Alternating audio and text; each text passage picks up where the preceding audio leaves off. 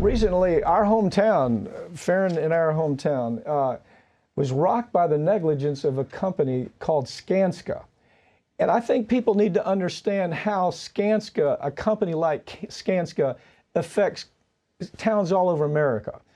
Give me the story about Skanska, and let's draw some parallels between how people react to local politics, would you? Right. Well, right here in our town with Skanska, you know, we just had Hurricane Sally came through.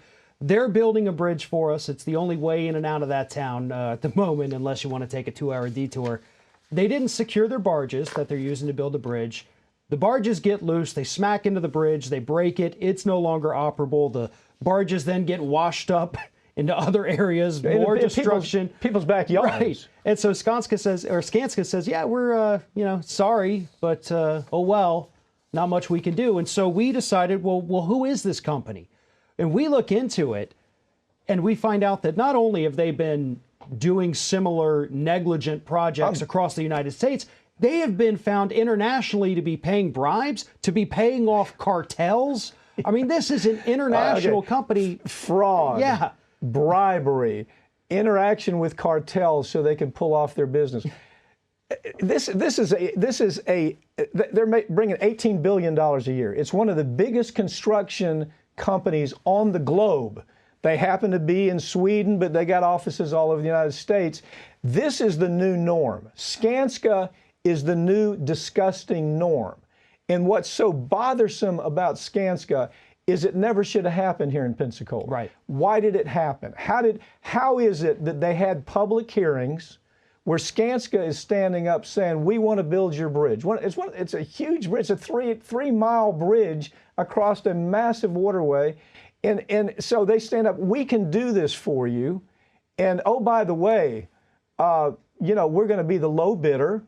And oh, by the way, when you evaluate how they came as far as their evaluation in the process of saying, is this the company or are these other two companies the company?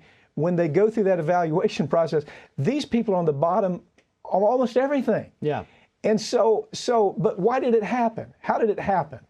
It happened because, we got to admit here, we weren't paying attention. Right. And not just we as a community, but we weren't either. Me and you, we weren't. There were these meetings, the city council meetings, the town hall meetings, the things that we think of, oh, no, that's something people did in the 40s. No, they talk about this kind of things. They talk to whoever shows up and they say, this is the company we're leaning towards. Does anybody have any objections, any problems with this, anything we should look at? But because most people think that activism is only on a national scale, right, you've got to show up at the latest protest or you got to vote against Trump. No, it's all local. Politics starts locally. Right. And if we get more involved locally, it's going to have the impact that we want to have nationally. We should have been at the meetings. Yes. Where they had public meetings. We are in the business of news. We could have found out about the frauds. We could have found out about the bribery. We could have found about the failures where people are killed because their building process was so awful that people were actually killed. There was a bridge that collapsed down in Orlando as soon as it was open. Yeah. 6 or 7 people died.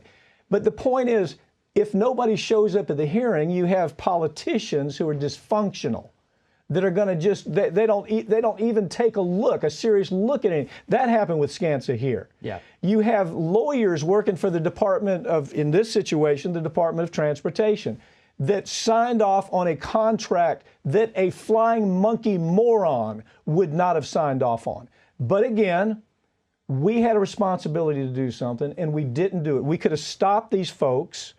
We could have stopped them in their tracks at that hearing.